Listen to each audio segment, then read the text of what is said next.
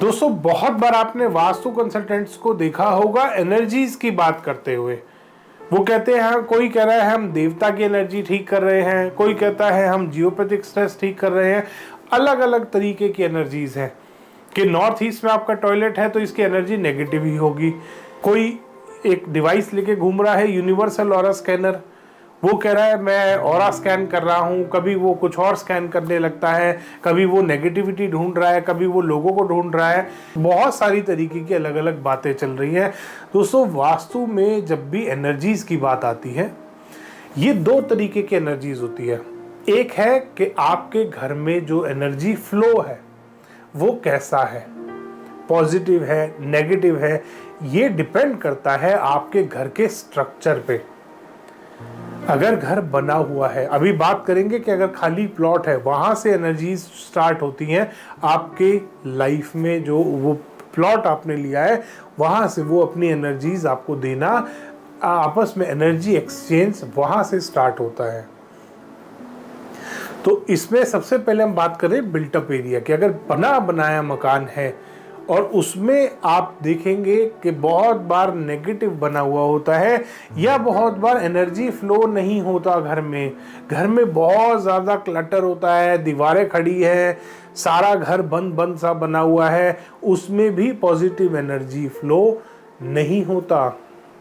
उसमें negative energy, positive energy को भी फ्लो होने के लिए बहुत स्पेस चाहिए, ताकि पूरे घर में वो एनर्जीज, जो भी पॉजिटिविटी उत्तर और पूर्व दिशा से आपके घर में आ रही है, वो फ्लो कर सके, प्रॉपर साउथ वेस्ट तक जा सके। इसीलिए जब वास्तु शास्त्र का हम कोई भी ड्राइंग आती है हमारे पास, हम सबसे पहले उसका एनर्जीज इस तरीके से चेक करते हैं। ये बेसिक चीज होती है जो घर में चेक की जाती है। फिर आती है देवताज की एनर्जी। जो 45 देवताज की बात करी जाती है वास्तुशास्त्र में, वो एनर्जी फील्ड्स हैं। किसी भी पॉजिटिव देवता पे कोई नेगेटिव चीज आ जाएगी तो वो नुकसान देगी। इस तरीके से घर को डिवाइड किया जाता है और देखा जाता है कि घर में एक तो एनर्जी फ्लो ठीक रहे, जो पॉजिटिव एनर्जी उत्तर और पूर्व दिशा से आ रही है। दूसरा, जो देवता है उनके अकॉर्डिंग, जो जिस तरीके का उनका नेचर है, उनको नेचर के अकॉर्डिंग हम सारा स्ट्रक्चर बनाएं, उसके अकॉर्डिंग ही हम उनके कलर्स करें। फिर बात आती है पंच तत्व की। पंच तत्व से भी जो 5 एलिमेंट्स वास्तुशास्त्र में अब चक्रा के माध्यम से आजकल बहुत लोग देखने लगे हैं, उसमें वो 5 एलिमेंट्स कहीं के कहीं डाल दिए उन्होंने। नॉर्थ ईस्ट में एयर भी आ रहा है, नॉर्थ ईस्ट में फायर भी आ रहा है, नॉर्थ ईस्ट में वाटर भी आ रहा है। इस तरीके के एलिमेंट्स उन्होंने डिवाइड कर लिए हैं। मगर उसको नहीं देखना आपको, जो वास्तु में बेसिक गाइडलाइंस बताई गई हैं उन्हीं को, वेदों में जो बताया गया है उसको फॉलो करिए। सिंपल है 5 एलिमेंट्स का फॉर्मूला, उसको कॉम्प्लिकेटेड जबरदस्ती बनाकर रख रखा है। फ्रॉड चल रहा है पंच तत्व के ऊपर भी, खैर उसके बारे में अलग वीडियो में बात करेंगे। तो यहां से 5 तत्व आए, उसके अकॉर्डिंग भी अगर आप अपने घर में पेंट को, कलर्स को बैलेंस कर लेंगे तो भी आपके घर में एनर्जी फ्लो पॉजिटिव होता है। उससे भी बहुत फर्क पड़ता है, बहुत सारी रेमेडीज हो जाती हैं। मैंने अपनी बहुत सारी वीडियोस में बताया है कि कैसे आप अपने घर की एनर्जीज को बैलेंस कर सकते हैं कलर्स के माध्यम से। इसके बाद आती है दोस्तों असली मॉडर्न वास्तु। क्या यूज है मॉडर्न वास्तु का? मॉडर्न वास्तु का ये यूज है, जैसे जैसे लोग रिसर्च कर रहे हैं, जैसे जैसे इस दुनिया में रिसर्च हो रही है, उसी के अकॉर्डिंग एनर्जीज और वाइब्रेशंस और रेडिएशंस बहुत ज़्यादा बढ़ती जा रही है। एक छोटा सा एग्जांपल लूंगा इलेक्ट्रोमैग्नेटिक रेडिएशंस का। मोबाइल टावर्स और डिफरेंट टाइप्स के रेडियो सिग्नल्स से ये इलेक्ट्रोमैग्नेटिक फील्ड डेवलप होती है।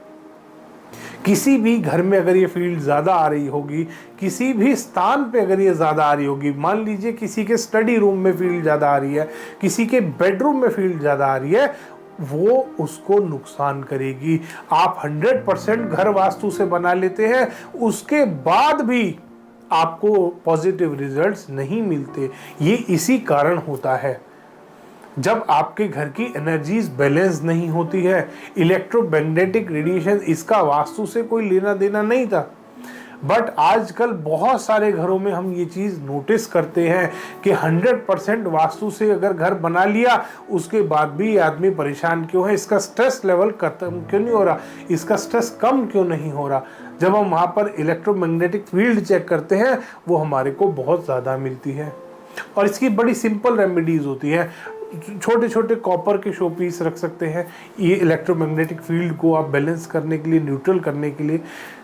इस तरीके की वास्तुशास्त्र में बहुत सारी एनर्जीज होती हैं। एक सिंपल पॉजिटिव और नेगेटिव एनर्जी की बात हमने सबसे पहले करी थी, फिर इलेक्ट्रोमैग्नेटिक फील्ड की बात करी, फिर आता है जियोपैथिक स्ट्रेस। जियोपैथिक स्ट्रेस बहुत सारे लोग यूनिवर्सल ऑरा स्कैनर से चेक कर रहे हैं।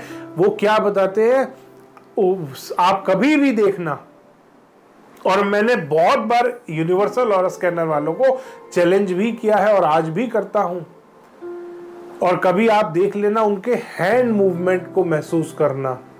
अगर मैं यूनिवर्सल ऑरा स्कैनर, मैंने बहुत सारी वीडियोस भी बनाई हैं, यूनिवर्सल ऑरा स्कैनर को हाथ में लेके हल्का सा भी 1 mm का मूवमेंट भी करूंगा तो भी वो पूरा खुल जाता है और बंद हो जाता है।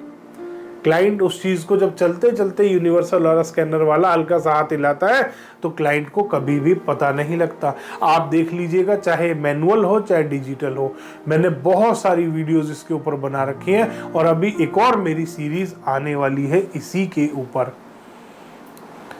इसके बाद आती है बात कि जियोपैथिक स्ट्रेस। दोस्तों जियोपैथिक स्ट्रेस आजकल यूनिवर्सल ऑरा स्कैनर से जो चेक किया जा रहा है वो कहीं भी बता देते हैं, किसी विंडो में जियोपैथिक से। अभी एक क्लाइंट क्या गया था जयपुर में, उसको बोल दिया कि ये तो आपका जो मुख्य द्वार है इसके अंदर जियोपैथिक स्ट्रेस है, दीवारों के अंदर, दीवारों में जियोपैथिक स्ट्रेस बता दिया। दोस्तों उसके घर का मुख्य द्वार बदलवा दिया, दरवाजा वहां से तोड़वा दिया, बंद करा दिया कि इस जगह के आसपास भी कोई नहीं आएगा। उन्होंने येलो कलर से मार्किंग कर रखी थी कि इस जगह पे कोई ना जाए।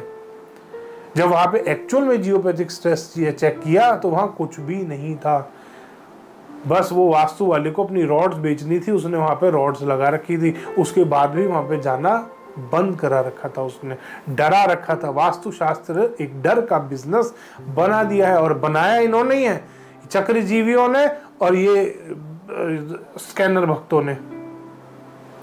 ये जो यूनिवर्सल ऑरा स्कैनर के भक्त हैं इन्होंने और ये चक्रजीवियों, इन दोनों ने मिलकर अपने क्लाइंट्स को सिर्फ डराने का काम किया है कि यहाँ ये मत करो, ऐसे हो जाएगा, ऐसे हो जाएगा। जो वास्तु है घर में आपकी खुशहाली के लिए, आपकी पॉजिटिविटी के लिए है, ताकि आप एक सुख से जीवन बिता सके अपना।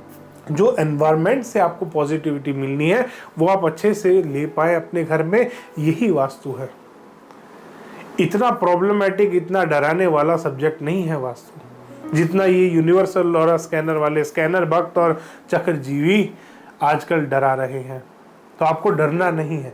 बहुत बार ऐसा होता है किसी फील्ड में, किसी प्लॉट में जाते हैं, जब भूमि की ऊर्जा चेक करते हैं तो बहुत बार लो मिलती है, कम मिलती है। कोई भी नेगेटिविटी अगर अर्थ में होगी तो उस टाइम पे भूमि की ऊर्जा कम मिलती है, उसको भी बड़े आराम से आप ठीक कर सकते हैं, करेक्ट कर सकते हैं।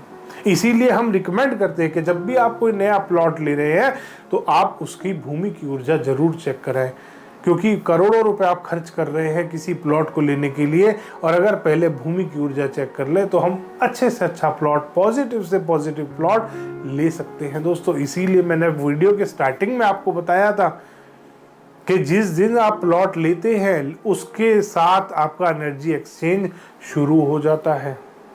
अगर भूमि की ऊर्जा कम मिलेगी किसी भी प्लॉट में या किसी भी भूखंड में बना हुआ है प्लॉट है, आप दोबारा बना रहे हैं, अगर भूमि की ऊर्जा कम होगी तो ऐसे प्लॉटों को हम लेने से आपको मना करते हैं।